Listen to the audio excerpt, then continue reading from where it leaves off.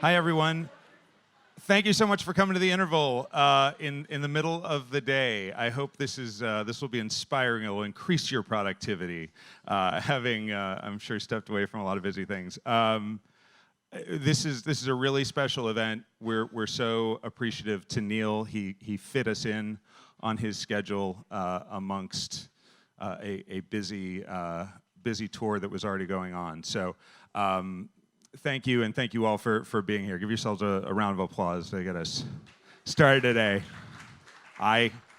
We've had a long association with Neal and are a big fan of his work, and happy to continue that. And also really appreciative of Neal because he was a contributor to our Brickstarter and helped us to build the interval. So we're happy to welcome here for the first time since we finished it. Please give a big round of applause for Long Now co-founder Stewart Brand, who's going to introduce Neal.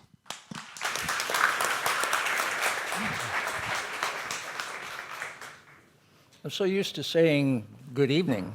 Do I have sound, by the way? Yep. Am I amplifying? Good. You can hear me. I can't. This is not a good evening deal. It's barely afternoon. Thank you for coming. The Manual of Civilization up here, which is still collecting, is a body of books meant to be useful for any civilization that wants to keep going for a long time, or if something bad happens, be able to start over basically from scratch. And in this library are a collection of first-rate hard science fiction books. All of Neal Stephenson's books are in there, including the new one, and especially Anthem, which is got a long now clock in the middle of it. And the current book has a restart civilization aspect to it. We'll talk about that some. But what makes Neal's books, I think, especially accessible and nerdism at its best is that it's really engineering fiction. He very rarely evokes a miraculous, well, we can travel faster than light, or something like that.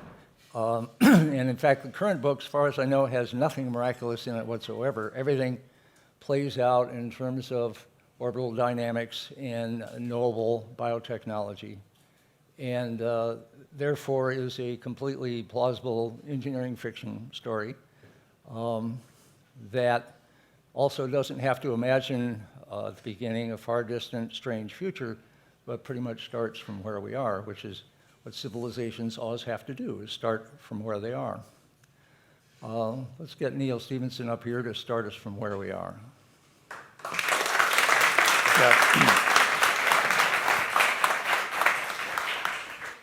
Thanks, Stewart. And thanks for coming out in the middle of the day. When I was a kid, I used to ride my bike to the bookmobile in Ames, Iowa, and check out whatever new science fiction had come in that week. And at some point, I checked out a book whose name and author I've forgotten, which was a space ark book. It was about a global catastrophe that forced the people of Earth to construct an ark and send a small number of survivors into space. And I guess it made a big impression on me because now, almost half a century later, I've written one. It took me a long time because it turns out that if you're going to make a contribution to the space ark subgenre, you have to come up with an incredibly finely calibrated disaster scenario. So if asteroid comes out of nowhere tomorrow and destroys the Earth, I can't make a space ark book out of that because we don't have time to build the ark. And if we see a disaster coming hundreds of years in the future, we'll probably solve the problem instead of going the ark route. So it has to be predictable far enough in advance that there's just enough time to build an ark, but not so far in advance that you could just prevent it from happening. So that's pretty hard. That idea was kind of dormant for quite a while until about 10 years ago. I was working part-time at Blue Origin, which is Jeff Bezos's private commercial space company up in Seattle, and I was looking for a while at the problem of space debris, orbiting junk that we've put up there since the beginning of the space age. Spent rocket boosters, dead satellites, things that were dropped by astronauts on spacewalks. And it's all zooming around up there in low Earth orbit, and occasionally two of these items will collide with each other, and because of their enormous velocities, that means they'll shatter and kind of spray out smaller fragments in a whole family of new orbits. And the specter has been raised by some space scientists that this could become an exponential process. And suddenly, over a short period of time, so many of these fragments could be generated that it would render space a no-go zone. We wouldn't be able to go up there safely in the way that we've become accustomed to. So that was actually not very useful as far as that company was concerned, but it did sort of set a bit in my novelist brain, and it occurred to me that mechanism could be used to destroy the world if it could be implemented on a much larger scale. All I had to do was get a whole bunch of crap into orbit to reproduce that phenomenon. And so the way that I ended up doing that was by blowing up the moon. So on the first sentence of the first page of this book, the moon blows up suddenly and for no apparent reason, and separates into 7 large chunks they're all up there kind of floating around the moon's former center of gravity. They're still orbiting the Earth, but they're all kind of drifting and milling around at random. And there's a character in the book named Dubois Jerome Xavier Harris, who's an astrophysicist at Caltech. So he's a legit scientist, but he's also a science popularizer. He's one of these people who can go on the Today Show, and talk about science in an understandable way. So, needless to say, his Dube's phone, he goes by Dube informally, and his phone begins to ring immediately after the moon blows up and doesn't stop ringing for a long time.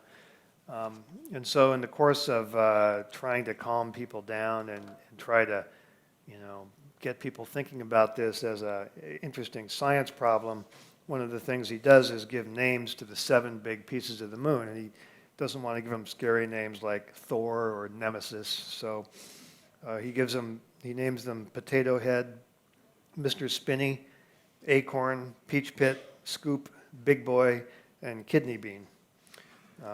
That lasts for about a week until 2 of them collide at random and Kidney Bean breaks in half. So now there's 8 pieces instead of 7. And the scientist brain in him says, well, if we can go from 7 pieces to 8 pieces in a week, how long does it take to go from 8 to 9 and so on, and what implications might that have? So we joined the action. I'm just going to read for about maybe 5 minutes here. We joined the action about 4 days later. He's meeting with the president and some advisors at Camp David. My friend and colleague Bruce Sterling once said that a thriller was a science fiction novel that includes the President of the United States. So I guess this is one of those. It seems very strange to just blithely begin writing the president into a book, but that's what you do when you're writing one of these. So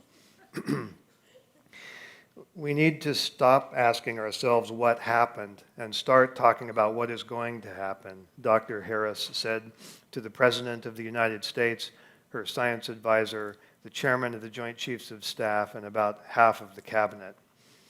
He could see that the president didn't like that. Julia Bliss Flaherty, currently nearing the end of her first year on that job. The chairman of the JCS was nodding, but President Flaherty was giving him a hard, squinting look, and not just because of the light coming in the window from the skies over Camp David. She thought he was up to something, trying to shift blame, trying to push some kind of new agenda. Go on, she said, then remembering her manners, Dr. Harris. 4 days ago, I watched Kidney Bean break in half, Dube said. The 7 sisters became 8. Since then, we've seen a near miss that could have fractured Mr. Spinney.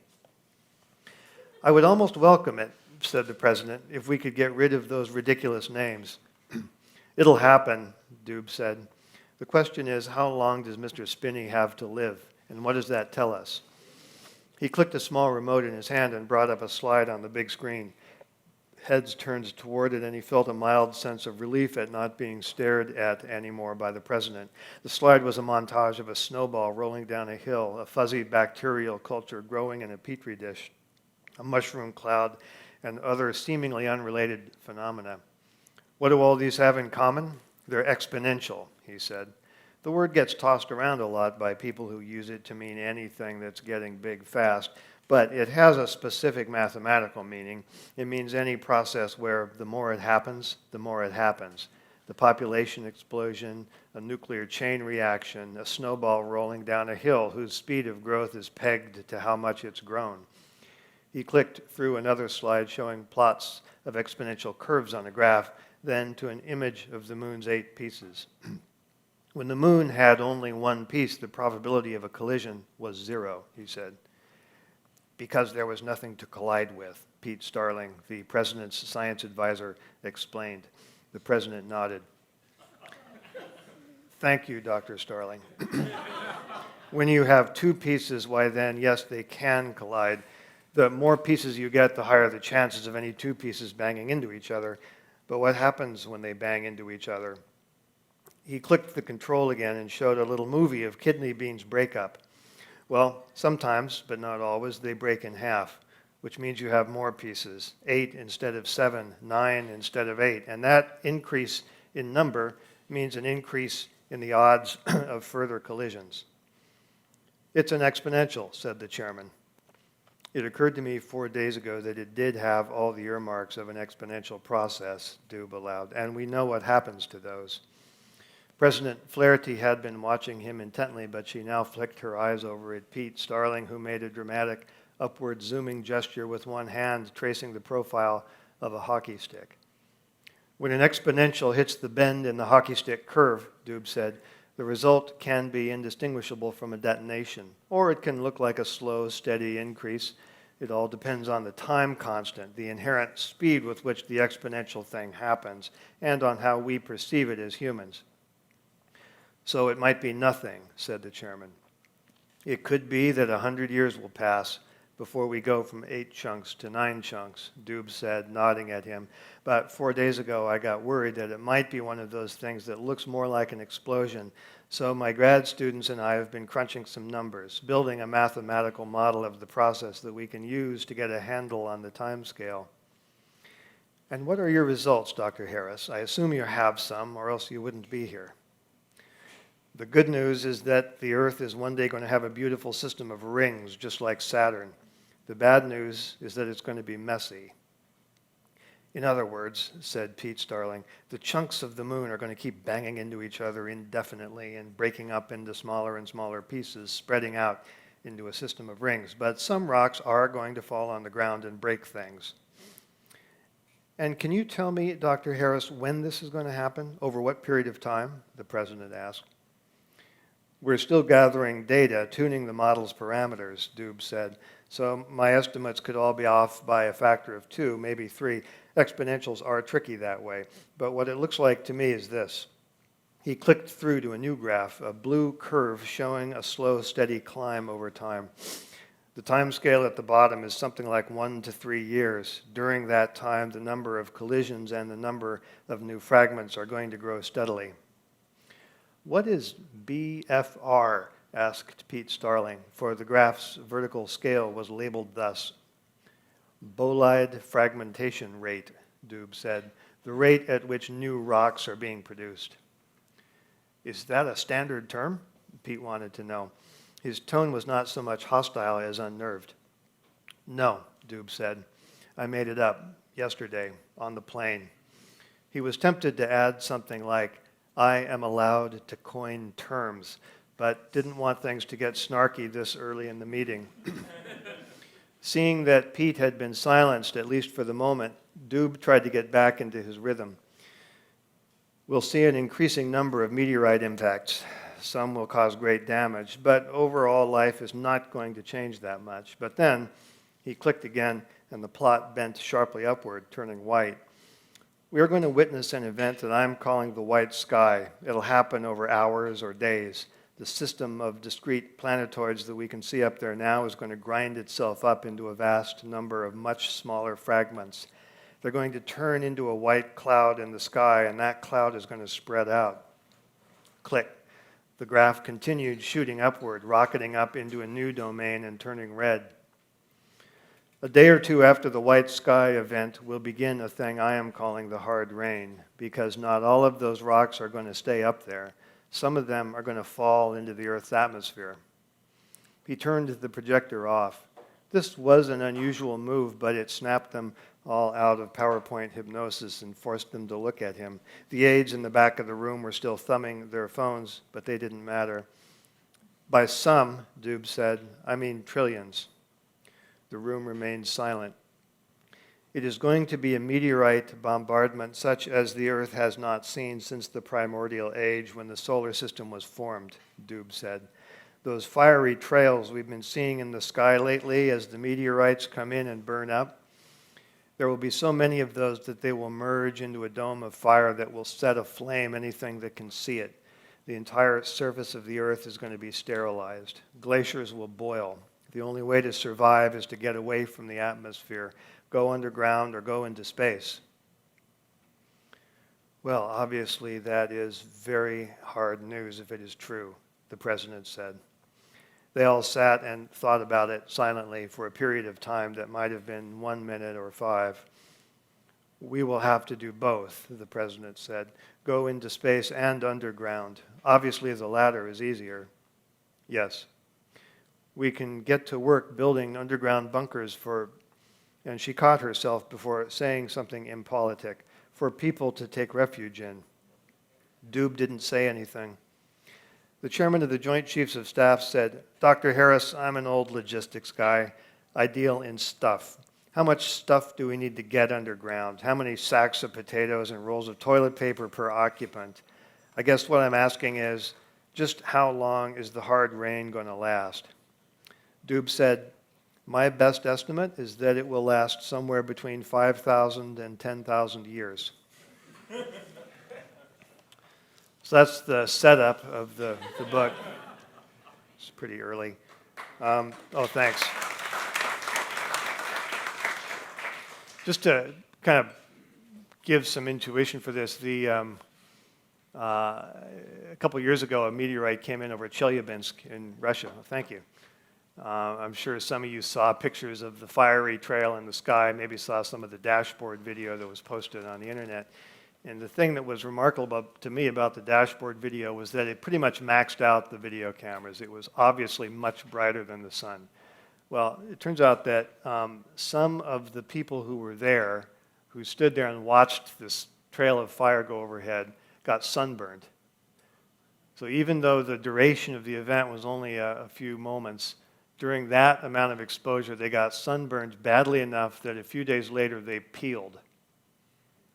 So what that tells you is that the light coming out of that bolide was more like the light of an arc welder and less like the light of a candle. So you can imagine that if the sky were full of things emitting that kind of radiation, what that would be like. So anyway, that is my setup to write an ARC novel, and I won't go into a lot more detail about what happens next since I don't want to spoil everything, but we follow the saga of what happens next, and we've got some cool illustrations that were made for the book by Weta Workshop in New Zealand, including a new one that we just released digitally yesterday or the day before. I can't tell because I'm on book tour. Someday that was not today. So you can see it. Yeah, there's still kind of an exclusive, I think, on IO9 and Gizmodo, but eventually it'll kind of go up on the website. You can see it anywhere. So I didn't know if you wanted to do. Are we going to talk or do questions? Stuff like Okay. that. Okay. You want to start with something? Or? Seveneves. I've heard about the 7 moons, but I have a feeling that's not the Seveneves. Tell us where the 7 comes from, Well, and then we'll get ready for questions. seven's just a magic number, right? So, and it could have been some other number, but at some point I figured out that Seveneves was a palindrome. And at that point, it's like, okay. I missed that. I didn't get it was forward and backward. All right. No, but it was released on 5/19/15, which is also a palindrome. Publishers, they think of everything. I got to see an early version, not so well, late-ish early version of this book, because he sent it to Ryan Phelan and me in connection with Revive and Restore, because there's some biotech in there. And I don't think I give away too much if I ask you to talk about where the 7 in relation to biotech comes from. Oh yeah, the Black-Footed Ferret. Mm-hmm. Yeah, so the Black-Footed Ferret is a predatory animal that eats prairie dogs. And there used to be a lot of them because there used to be a lot of prairie dogs, and then farmers came and killed almost all of the prairie dogs, and so the population of black-footed ferrets crashed, and it got as low as 7, I guess. And I guess now it's being rebuilt. I don't know what the status of it is, but the problem in general when you're trying to build a population back up from a very small bottleneck is the loss of what's called heterozygosity, so genetic diversity in the species, which is kind of a fancy way of talking about the incest problem. I gather that there have been some efforts made to address that by intervening directly and sort of monkeying around with their genetic code, which is kind of the only way you can get that heterozygosity back once it's been lost. So I probably butchered that, but at least that's the sort of cartoonish understanding of it that this book is kind of based on, because what happens in the book is that there's a similar bottlenecking phenomenon where the total population of breeding humans gets reduced to a very small number, no prizes for guessing what that number is, and it has to be built back up, but fortunately they've got access to a fully featured genetic engineering lab and somebody who knows how to use it. And so it leads to to one interesting conversation about the ethics of meddling with the human genome, what the goals of that meddling should be, and that kind of becomes the basis for the latter part of the book. I can fill in a little bit of the what happened to the black-footed ferrets. That was all dead right. Okay. Black-footed ferrets went extinct twice, and they may go extinct again. They were down to just a few in South Dakota, and people were keeping an eye on it. This is an obligate predator. This is an animal that eats only prairie dogs.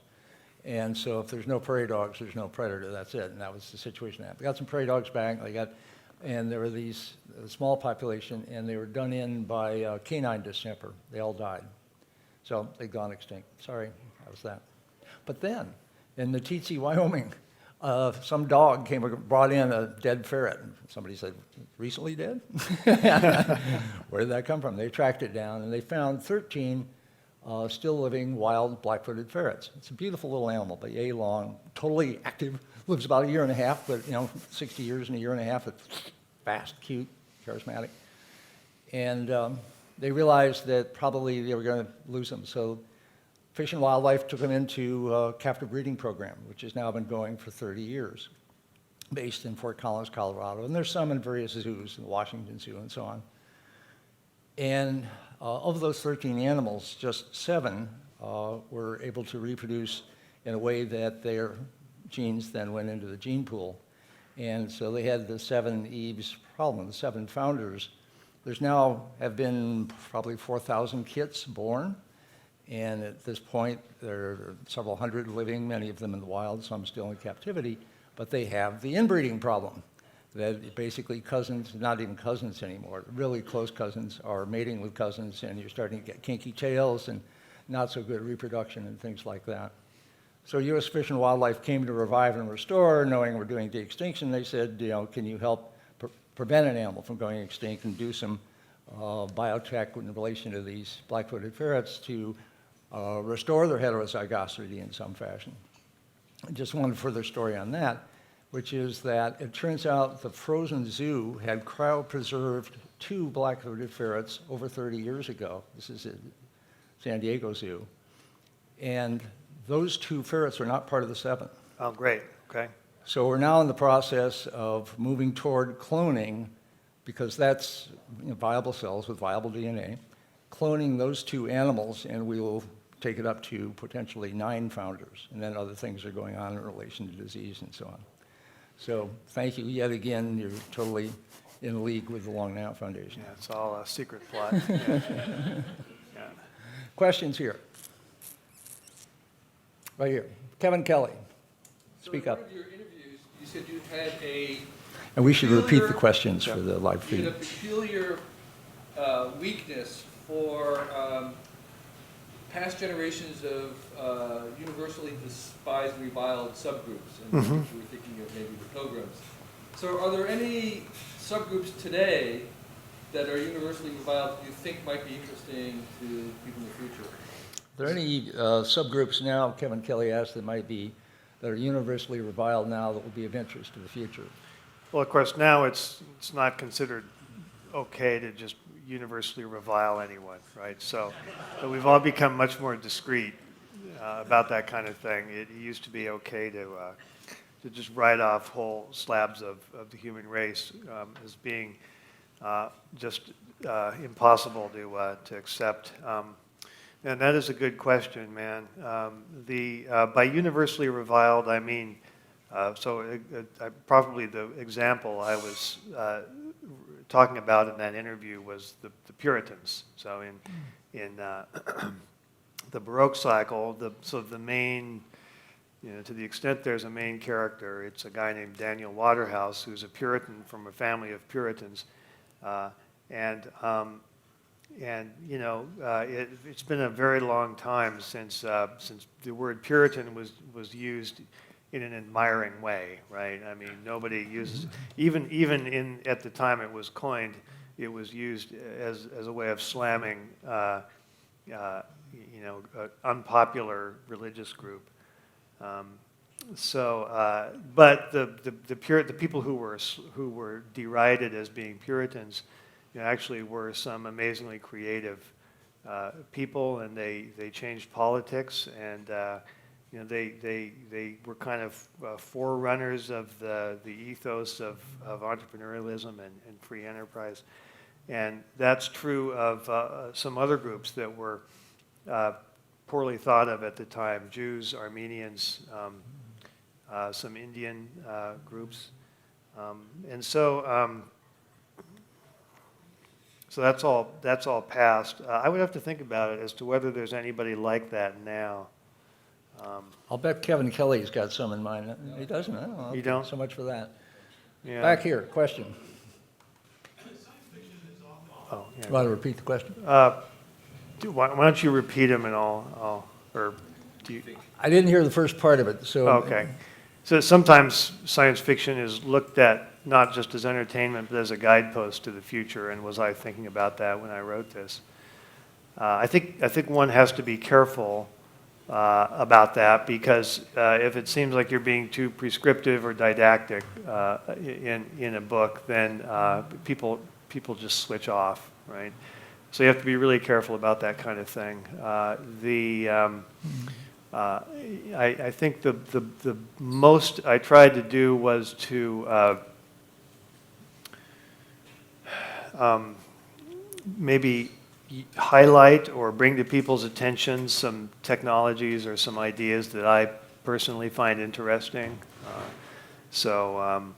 Like a minor example is that at one point they make a ship out of ice, they get a piece of a comet and they bring it back, and they use it as structural material to make a big spaceship, and they mix it with fibrous stuff to make a thing called pykrete, which is a real thing. If you mix sawdust and water and freeze it, you get this pretty strong structural material that floats. And during World War II, there was a plan to actually make unsinkable aircraft carriers out of this stuff and just basically ram them up onto the shore of Normandy.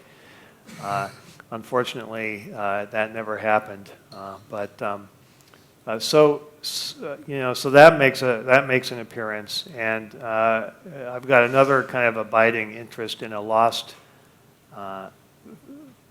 branch of physics, which has to do with the physics of moving chains, which is related to the physics of bullwhips and why they break the sound barrier. And so I ended up working that in, but I had to be nudged into it. I have a friend in Seattle who's a British mathematician, Arthur Champernoun, who read an early draft of the book, and he objected to something, which was that late in the book, someone gets from the surface of the Earth to geosynchronous orbit in a way that's generally pretty graceful, and doesn't involve rockets. Uses big machines and harvesting energy from the atmosphere, and kind of a different take on how to get to orbit. And but at one point they were using a rocket to complete one leg of this journey, and he wasn't okay with that. So, that kind of ruins the whole thing. That's got to go. And so you've got to figure out a way to eliminate that rocket burn. And so that's when I decided to try to shoehorn in this other kind of physics having to do with essentially making big bullwhips and cracking them in a programmatic way to make big changes in velocity.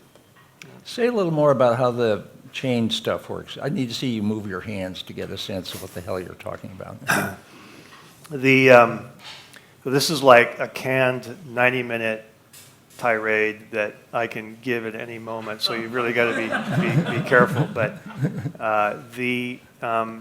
there was a Scottish physicist named Aitken, John Aitken, who's got a namesake in this book, who was a friend and a protege of the Thomson brothers, Lord Kelvin and James Thomson, and they had apparently noticed that if you get a loop of chain moving fast, like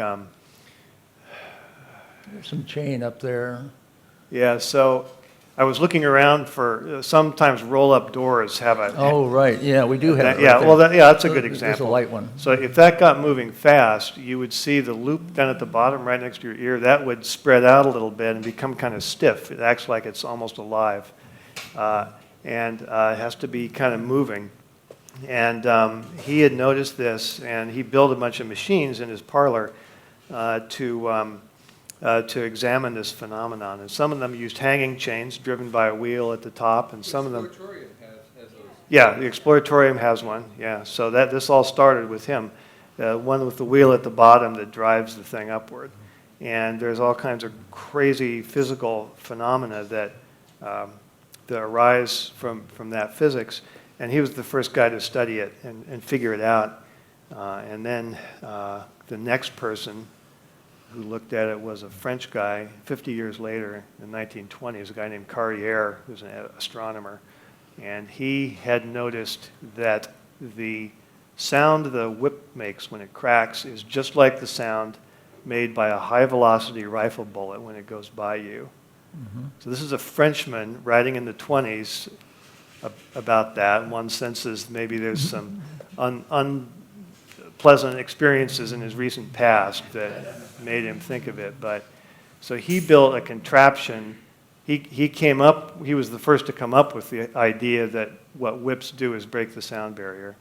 And he built a contraption to find out if that was true. And it's this amazing steampunk thing that I want to reproduce one day. It's got, what he needed was to take stroboscopic photos of the whip, but there were no strobe lights. So he made this contraption consisting of these big capacitors, these big Leyden jars, and he would crank them up with a Wimshurst machine until they were, up to like 20,000 volts. And then he had what he literally calls a guillotine, which is a plank that would fall down 2 vertical rails, and it would trip a series of switches as it went by, and he could adjust the timing by moving the switches up and down. And each switch would discharge one of these Leyden jars across a spark gap that was at the middle of a parabolic reflector and illuminate the whip he had a whip cracking machine. So as the whip was cracking, this thing would flash and it always in the dark, so it would make exposures on a photographic plate. And that almost enabled him to prove his point, but it wasn't quite granular enough. But he knew where the crack was happening, so he made a new contraption. He made some wooden discs, fat wooden discs that were spinning at a very high velocity, and he painted them white, and before each experiment he would smoke them, so they were covered with soot. And then he would get them spinning right by the crack of the whip, and as the whip snapped by, the shock wave propagating from its tip would blow the soot off of the rim of the disc and make a white streak on the disc. And because the disc is spinning, it wasn't a vertical perpendicular streak, but it was a helical, it was an angled streak. And then by measuring the angle, he could read off the velocity at which the thing was moving. So he does all this, he pulls this whole thing off, and then he goes back to Aitken's work to get the physics, and he tells the whole story of it, and kind of is the first guy to prove that. And then the final paper, not the final, but the last one I got interested in, was written in the late 40s by a couple of German physicists at Göttingen. And they had been contacted by an eye doctor at the clinic. And of course, the way medicine works is that the local doctors will solve all the cases they know how to solve, and if they find something they can't help, they refer it up the food chain to the next doctor, and so things keep moving up. And so if you're the head of the eye clinic at Göttingen, it means you're the most eminent eye doctor in the German-speaking world. Okay. So one day this guy comes to work, and in his waiting room is a man who's got floaters. He can see little dark specks floating around in his vision, which is a very common thing. So this is like if you're the most important dermatologist in the world and somebody comes to see you about a freckle, right? But he looks into the guy's eye, and he sees tumbling around in the guy's vitreous humor, he sees little tiny metal rods. They're obviously metal, they're obviously man-made, and they're just floating around loose inside of his eyeball, which is perfectly undamaged. There's no entry wound, nothing like that. So he's completely mystified. He asks the guy, what did you do during the war? Were you in an explosion or, anything like that? And the guy goes, no, I didn't fight. I was a civilian. Well, what do you do for a living? Well, I drive a truck. Well, do you ever, maybe stick your head out the window, or were you ever in a crash, or anything like that? No, nothing like that, doctor. So eventually he had to give up and write it off as a mystery of science. But then a few months later, another guy shows up, same symptoms, exactly the same thing, no explanation for it, and then another and another. So he starts trying to put the pieces together and figure out what is the common thread among all of these people. And it turns out the one thing they all have in common is that they're drivers, which by then meant driving trucks. But during the war, because we had targeted the Germans' fuel production, there had been a lot of trucks lying around that couldn't be operated because there was no fuel. So they had gone back to hauling them behind animals, and they had to improvise harnesses and yokes and all that stuff because it was all gone. Nobody had used it for decades. And that was all easily invented from ropes and straps and whatever they had lying around. But the hard thing was getting whips. because whips have some pretty specific properties that they have to have if they're going to crack correctly. But some genius figured out that one thing they had all over Germany by that point was collapsed buildings, and a lot of those buildings had running down the outside a braided copper grounding cable. And if you just went up to one of them and cut off a length of that stuff and did the right motion, you could get that thing to crack like a whip. And a thing that a lot of novice whip crackers do is that they'll jerk the whip toward them to make it snap, which is really dangerous because it comes back at you. But it's a really easy way to get it to crack every time. And so the doctor said, did it ever happen when you were doing that you would feel one of these sharp pains in your eye? And they said, yeah, that happens sometimes, but you just kind of blink it away, and a few minutes later, it's like nothing ever happened. So he goes running across the campus to the physics department, and he buttonholes a couple of physicists, and he says, is it physically plausible that if you cracked a copper grounding cable like a whip, that the tensile strength of the copper out at the end would get exceeded to the point where it would snap? And if so, would the pieces be going fast enough that they could fly through the air for a few feet and penetrate somebody's eyeball and come to a stop inside the vitreous humor? So the physicist, this is all, the whole story is in a footnote. It's compressed into a footnote on page 1 of this paper, and then the rest of the paper is them working out all the physics of whip cracking and proving that all of those things could happen. So as you can tell, that's been a kind of a personal obsession of mine for. I'd say that story qualifies as stranger than fiction. But speaking of fiction, one question I have back on the didactic. You don't do didactic novel writing, but you have been a little didactic about the science fiction novels that get written. And the hieroglyph idea was being grumpy about endless negativity in current science fiction and fantasy. Yeah, and I had to clarify that a bit because written science fiction is very diverse. You can't generalize about it. You shouldn't. And I probably made a mistake early on by generalizing a little too much. But the science fiction we see on the screen is uniformly dystopian, gloomy, dark stuff. And that is really getting on my nerves. So we tried to initiate a project to get some people to write some more optimistic stuff. It was called Hieroglyph. It came out in September. Anyway. Is it working? I don't think so. I mean, it's a topic of conversation now. But I don't think there's any direct traceable results from it yet. But people are talking about it. Yeah, I think science fiction writers are relatively easy to shame compared to some. But I would say that one thing on that is this book involves the end of civilization, but it's not civilization's fault. And almost all of it. Yeah. Yeah. It's a big difference. All these other things is climate change or nuclear or something like that. Right. Yeah. So I presume, if you don't mind finishing your story, that you speculate or calculate that a giant bullwhip can send a spacecraft to GEO. Just say a little more about that. And also, yeah. along those lines, so besides molding your next novel, what do you do? What do you think about?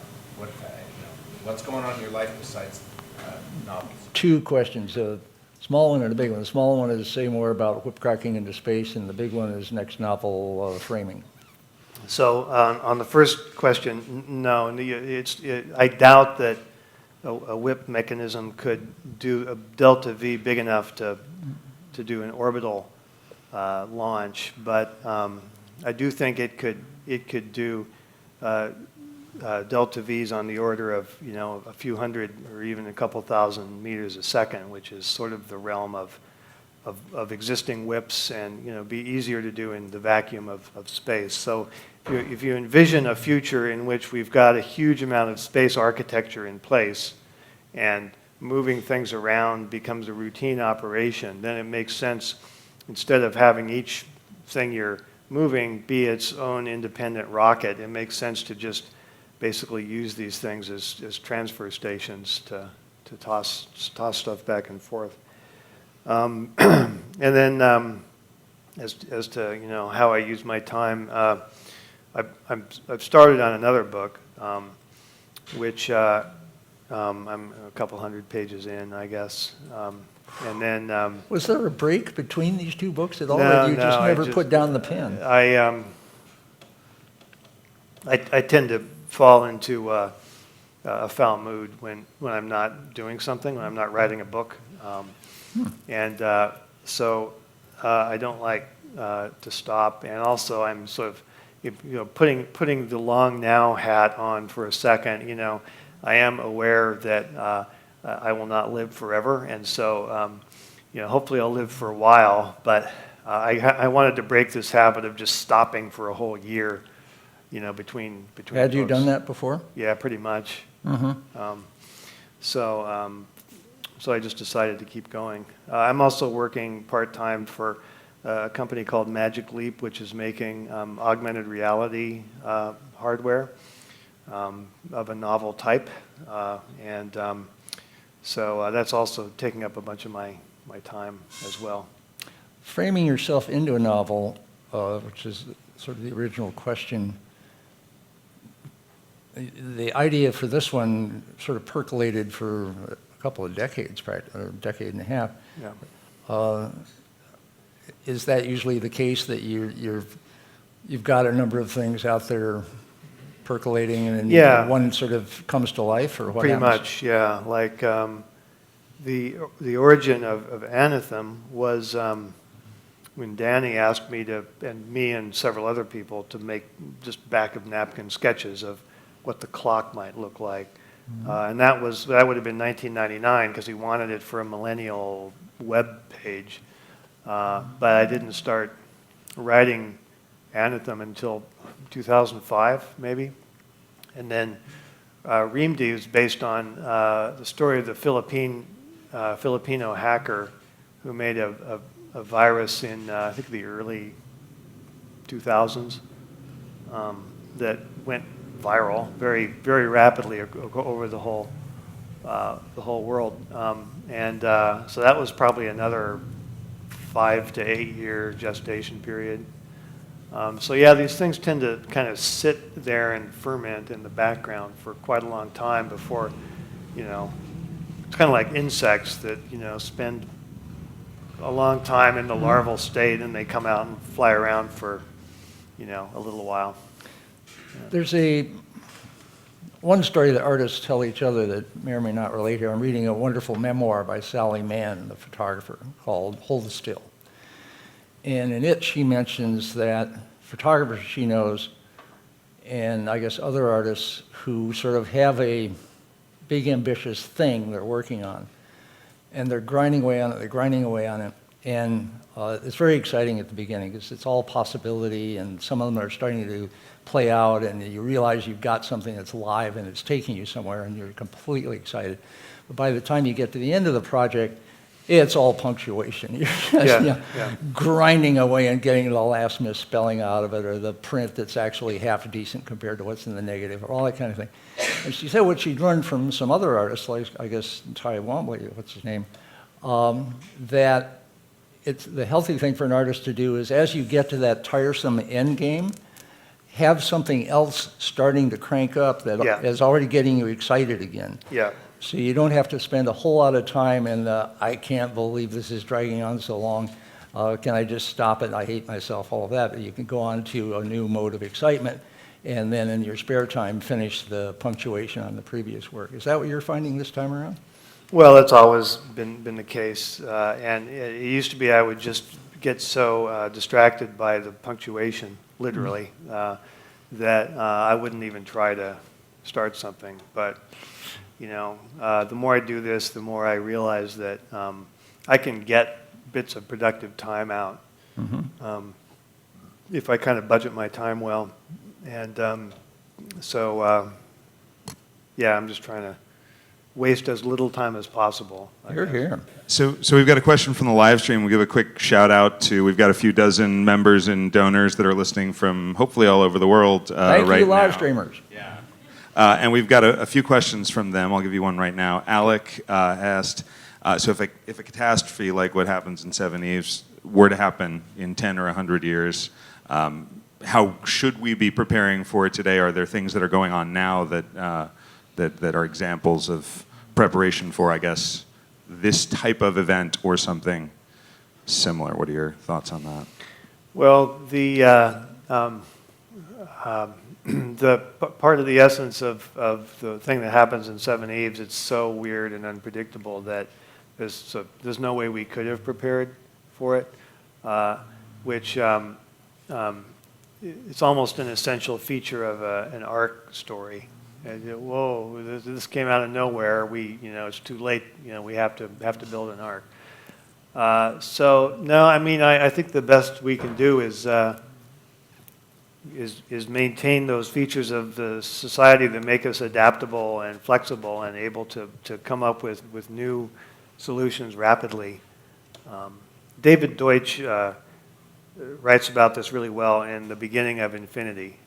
So what features a culture has to possess in order to be capable of dealing effectively with new stuff. So that's his most recent nonfiction book, The Beginning of Infinity. What else you got? So Donna Teresa asks, during the research and writing process, what did you find seemed to be an essential cultural difference between a spacefaring people versus a terrestrial people? How does that play into the book? Well, I mean,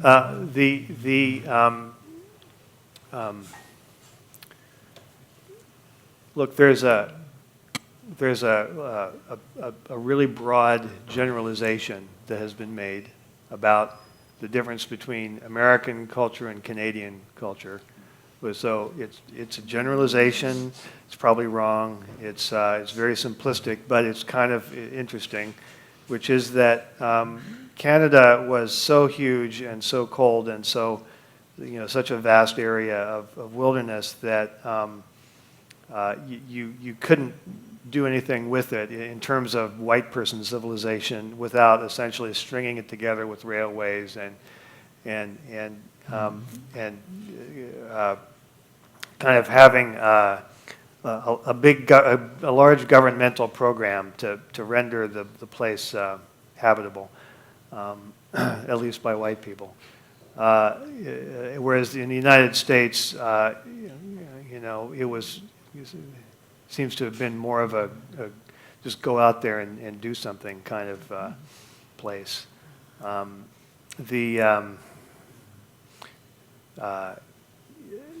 It's an ineluctable feature of people living in space that the go-at-your-own mentality is not going to work. It's not going to work. It's got to be more the building big infrastructure, everyone getting along with each other in kind of a reasonable way, and keeping the individualistic tendencies kind of under control. I think that would be true of any culture that tried to live in space for a long time. You just can't go off by yourself and do stuff there. Is that why most of the characters in the book are female? Well, there's been a lot of research done on sort of long-term living in space, and there's, again, we're kind of moving into generalization territory, but there are some ways in which women are thought to be maybe a better fit for long-term space travel, and part of it is that their gonads are on the inside, so less exposed to radiation. And if on the whole, if you're smaller, you need less food and less oxygen. So it's really simple stuff like that. And for whatever reason, cultural training or what have you, it seems like living together in a confined space for a long time just doesn't seem to be a guy thing. So, again, generalizations, but I'll just say that you know, people have kind of thought about gender in space, and according to them, this isn't a terribly far-fetched idea. So there you are, a novelist writing inside a bunch of female characters, and you're not female, and you didn't do any hormone treatment. So what? That you know of. So do you make all that up, or you listen carefully to women, or how'd you do that? Well, I guess just trying to listen and just to read a lot, use some common sense. I don't know. Some of your female early readers had advice on those matters, or not? Some of them. Yeah. So. Andrew, so thinking in thousands of years, what's easy, what's hard? Yeah. Well, you know, there's only a few things that last that long. Well, a few human things. And the physical things can last that long pretty easily, but human institutions, you know, companies don't last that long. Families don't last that long. Some things that last that long are cultures, religions. There are some universities that have been around for on the order of 1,000 years. Cities, yeah. So naturally, one tends to think in terms of those kinds of institutions and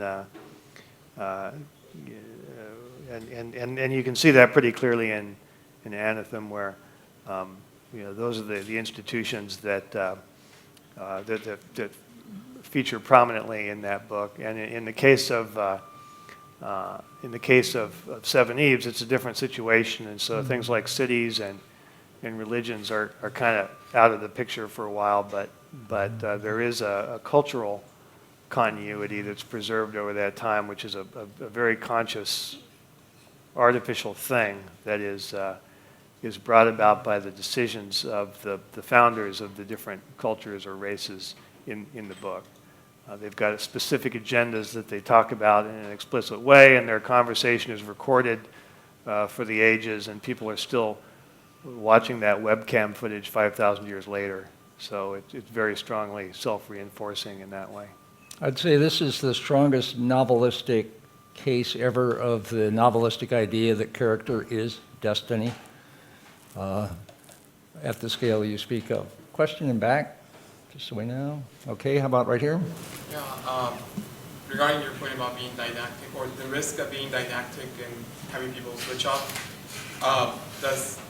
keeping that in mind, does part of you, when you write a book, feel or wishes to have a teenager or someone even younger be totally inspired by a concept that you brought in and then become a scientist and focus on that, as it has happened in some cases, or do you not care or don't want to care? Just curious.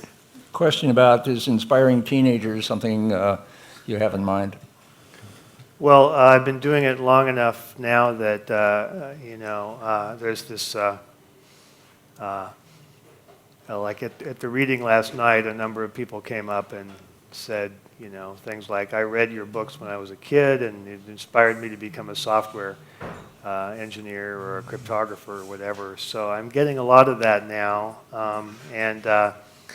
which makes me feel incredibly old, especially when the person saying it appears middle-aged to me. But they don't, I think that for anything to happen, they have to actually read the book all the way through. And they're not going to do that if it's not a good story, a good yarn with good characters. And so everything else is secondary to that.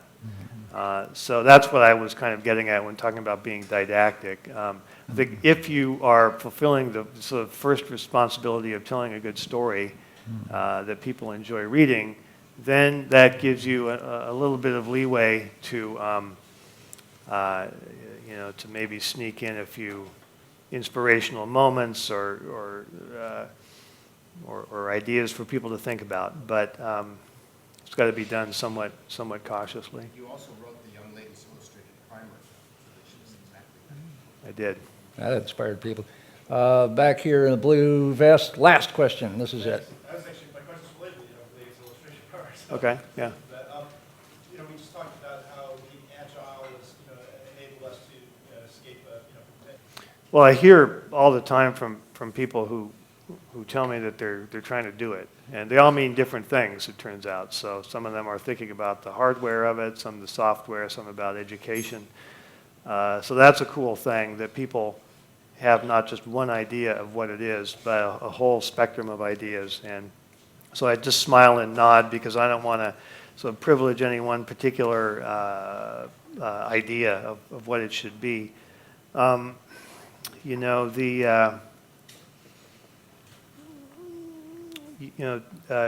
use of technology in education is a little tricky, because it can lend itself to sort of facile, we'll just buy a bunch of hardware and parachute it into classrooms, and then everything will be awesome, which, that approach doesn't work very well. So, education is no joke. It's a hard thing to bring together the right set of conditions needed to make it work. And in the end, nothing seems to trump the influence of the home environment on people's ability to learn.